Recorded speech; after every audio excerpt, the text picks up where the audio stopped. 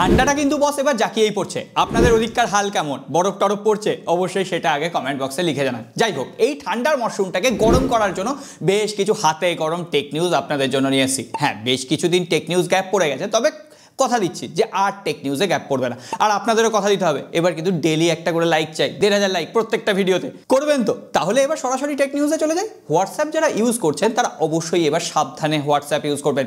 গত নভেম্বর মাসে প্রায় 71 লক্ষ শুধুমাত্র ইন্ডিয়ান অ্যাকাউন্ট কিন্তু হোয়াটসঅ্যাপে ব্যান করা হয়েছে। কি না বেশি ফরওয়ার্ডেড মেসেজ রয়েছে, এমনকি ফেক মেসেজ ফরওয়ার্ড করার জন্য কিন্তু হোয়াটসঅ্যাপ অ্যাকাউন্ট ব্যান করা হয়েছে। সেটা শুধুমাত্র যে আমাদের দেশে হয়েছে বলে আপনাদের দেশে হবে না এমন নয়। ইন্ডিয়া, বাংলাদেশ, এমনকি গ্লোবালি প্রত্যেকটা দেশের হোয়াটসঅ্যাপে কিন্তু এখন ব্যান হচ্ছে। সুতরাং হোয়াটসঅ্যাপে কি শেয়ার করছেন, কি ফরওয়ার্ড করছেন, সেগুলোর সত্যতা যাচাই করুন, তারপরে ফরওয়ার্ড করুন। এরপরে যে খবরটা আপনাদের সাথে শেয়ার করব, জাস্ট আপনি শুনলে চমকে যাবেন। এতদিন পর্যন্ত আমরা বিভিন্ন সময় মেয়েদের উপর অত্যাচার, মেয়েদেরকে রেপ করা, এই ধরনের ঘটনাগুলো শুনে এসেছি। কিন্তু এবার প্রথমবারের জন্য ভার্চুয়ালি মেয়েদের উপর অত্যাচারের একটা ঘটনা সামনে এসেছে। মেটাভার্সে, অর্থাৎ সহজভাবে বললে ভার্চুয়াল রিয়ালিটিতে একজন 16 বছরের তরুণী অভিযোগ করছেন যে তাকে নাকি ভার্চুয়ালি রেপ করা হয়েছে।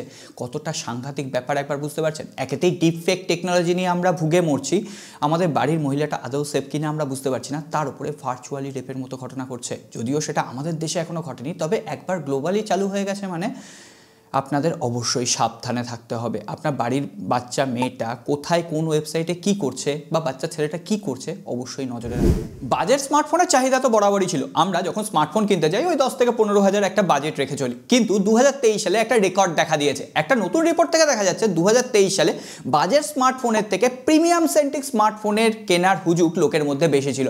এমনকি প্রিমিয়াম সেন্টিক স্মার্টফোন সেক্ষেত্রে বেশি বিক্রি হয়েছে। শুধুমাত্র তাই নয়, ইন্ডিয়া, বাংলাদেশের মতো তৃতীয় বিশ্বের কান্ট্রিগুলোতে সব থেকে দ্রুততম গ্রোয়িং ব্র্যান্ড হয়েছে অ্যাপেল। অ্যাপেলের স্মার্টফোনের বিক্রি চরমভাবে বাড়ছে, কারণ অ্যাপেল এখন মোটামুটি কম দামের মধ্যে চলে এসেছে। কম দাম বলতে সেটা আবার 10,000 বলছি না, মোটামুটি 30 থেকে 35,000 রুপিতে অ্যাপেলের যে সমস্ত পুরনো স্মার্টফোনগুলো, অ্যাপেল আইফোন 11, আইফোন 12 ফোনগুলো অ্যাভেলেবেল। তো ওই ফোনগুলো মানুষ বেশি কিনছেন। সব থেকে সস্তা ফ্ল্যাগশিপ কিলার স্মার্টফোন লঞ্চ করতে চলেছে iQOO9 Pro। এখনো পর্যন্ত যেটুকু খবর রয়েছে সেখানে 1.5K একটা ওয়েলের ডিসপ্লে থাকবে, 120 হার্টজের রিফ্রেশ রেট থাকবে, এমনকি ফোনটা চমৎকার দেখতে। পেছনের দিকে লেদার ফিনিশের সাথে একটা ফোন থাকবে, তার সঙ্গে সঙ্গে কোয়ালকম স্ন্যাপড্রাগন 8 Gen 2 প্রসেসর থাকবে। এই ওভারঅল কনফিগারেশনটা বলা হচ্ছে ফেব্রুয়ারি 2024 সালে মোটামুটি 30,000 রুপির আশেপাশে পাওয়া যাবে। বাংলাদেশে খুব বড় জোর হলে ওটা 40,000 টাকা হোক, কিন্তু সেক্ষেত্রে কোয়ালকম স্ন্যাপড্রাগন 8 Gen 2 প্রসেসর দিয়ে যদি এই দামে একটা স্মার্টফোন আসে তাহলে তো একেবারে কেল্লা ফতে। আর আইকিউর ওপর ভরসা আছে, আইকিউ করতেই পারে। এরপরে রিয়েলমির পক্ষ থেকে বেশ কিছু এক্সক্লুসিভ খবর রয়েছে। রেডমি নোট সিরিজকে হিংসা করে অবশেষে রিয়েলমি নোট সিরিজ নামে একটা নতুন সিরিজ চালু করতে চলেছে। এখনো পর্যন্ত এটুকুই খবর রয়েছে, স্পেসিফিকেশন কি থাকবে, তার পারফরমেন্স কেমন হবে, এই সমস্ত কিছু এখনো জানা যায়নি। তবে রিয়েলমি নোট সিরিজ আনতে চলেছে, এটাই আজকের সব থেকে বড় খবর। এছাড়াও রিয়েলমি 12 সিরিজের ফোনগুলোর ফার্স্ট লুক, একদম এক্সক্লুসিভ অফিসিয়াল ফার্স্ট লুক কেমন দেখতে হবে সেটাও সামনে চলেছে। রিয়েলমি GT5 যে ফোনটার মতো দেখতে হওয়ার কথা ছিল মোটামুটি সেই রকমই হচ্ছে। রিয়েলমি 12 Pro Plus সেখানে পেরিস্কোপিক জুম লেন্স থাকছে 64 মেগাপিক্সেলের। অন্যদিকে রিয়েলমি 12 Pro সেখানে কিন্তু কোনো রকম পেরিস্কোপিক বা টেলিফটো সেন্সর থাকছে না। আরও একবার রিয়েলমি মন ভাঙলো, প্রথমের দিকে লিক এসেছিল টেলিফটো সেন্সর থাকবে, এখন শোনা যাচ্ছে থাকবে না। কিন্তু হ্যাঁ, রিয়েলমি 12 Pro এবং Pro Plus সেখানে কিন্তু Qualcomm Snapdragon 7S Gen 2 processor থাকবে। এটা অনেকটা ওই কোয়ালকম স্ন্যাপড্রাগন 778G এর আশেপাশে পারফরমেন্স দেবে। ওই কোয়ালকম স্ন্যাপড্রাগন 7 Gen 2 যেটা পোকো F5 এ আমরা পেয়েছিলাম একদম ফ্ল্যাগশিপ পারফরমেন্স, সেটা কিন্তু রিয়েলমি 12 সিরিজ দিতে পারছে না। তো দেখা যাক কত দামে লঞ্চ হয়। মোটামুটি রেডমি নোট সিরিজের সাথেই পাঙ্গা নেবে। মোটোরোলার তরফ থেকে আগামী 9 তারিখ একটা বাজেট সেন্টিক স্মার্টফোন লঞ্চ করতে চলেছে, মোটোরোলা G34। ফোনটার দাম খুব বড় জোর হলে 10 থেকে 12,000 রুপি হবে।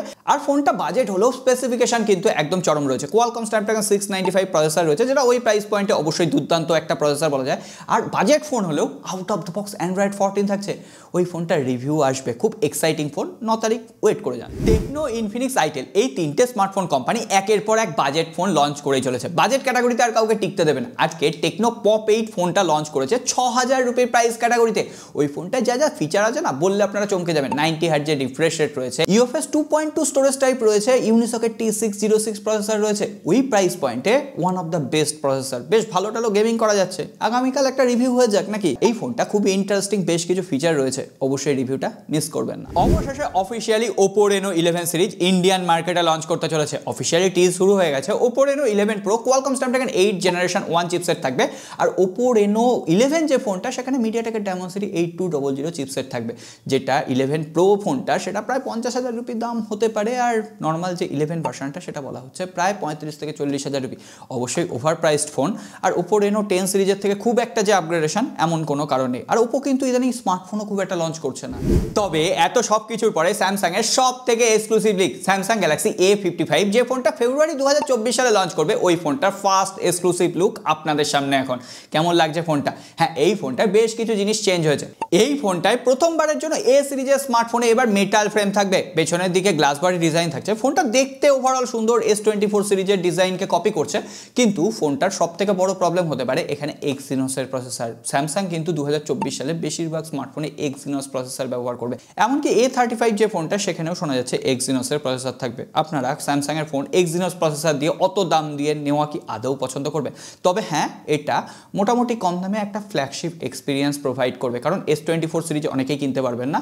তারা কম দামে যারা ফ্ল্যাগশিপের ছোঁয়া চাইছেন তারা এই ফোনটা কিনবেন, কারণ IP68 রেটিং এর মতো ফ্ল্যাগশিপ ফিচারগুলো ফোনটাতে দেওয়া হবে। আর একটা ফ্ল্যাগশিপ ফিচার আমরা দিতে পারি আপনাকে, সাবস্ক্রাইব বাটনটা প্রেস করে রাখবেন, ঘন্টিটা বাজিয়ে রাখবেন, যাতে এই ধরনের খবরগুলো আর মিস না হয়ে যায়। সকলে ভালো থাকবেন, দেখা হবে আগামী পর্বে।